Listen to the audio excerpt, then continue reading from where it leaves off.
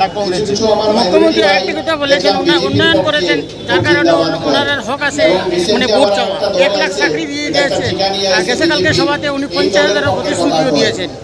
আপনারা ভালো করে জানেন, আগে বলছেন 24 ঘন্টা বিদ্যুতের খবর নেই। উনি আরেকটা কথা বলেছেন, অসমের যে রাকেশ পাল, ওনার নেতৃত্বে অনেক মতলব জাল সার্টিফিকেটে নকল দেওয়া হয়েছে।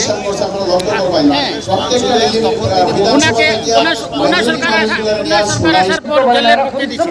রাকেশ পাল ওনারই চালা ছিলেন। রাকেশ পালের নেতৃত্বে যখন এখানে চাকরি সিন্ডিকেট হয়েছিল তখন উনি মন্ত্রী ছিলেন আসামে।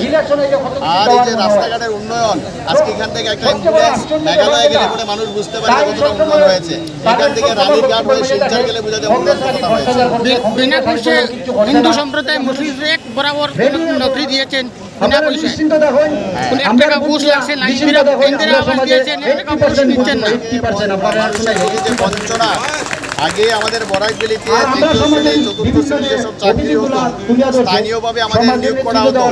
বর্তমানে এই সরকার আসার পরে আমাদের বরাকবেলির যে গ্রেড 3 গ্রেড 4 এর চাকরিগুলো ওনারা গুয়াহাটি থেকে পাঠাচ্ছেন, যার ফলে আমার বরাকবেলির যে শিক্ষিত বেকার ছেলেরা হায়দ্রাবাদ যাচ্ছে, চেন্নাই যাচ্ছে কাজ করার জন্য, বেঙ্গালুরু যাচ্ছে কাজ করার জন্য, ওইখানে গিয়ে শিক্ষিত হওয়া সত্ত্বেও মিস্ত্রির কাজ করছে, ড্রাইভারের কাজ করছে।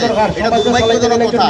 লজ্জা হওয়া উচিত যে আমাদের যেটা আগে যেটা ঐতিহ্য ছিল যে স্থানীয়ভাবে গ্রেড 3 গ্রেড 4 এর চাকরি করা, আমরা এখন দাবি করছি এই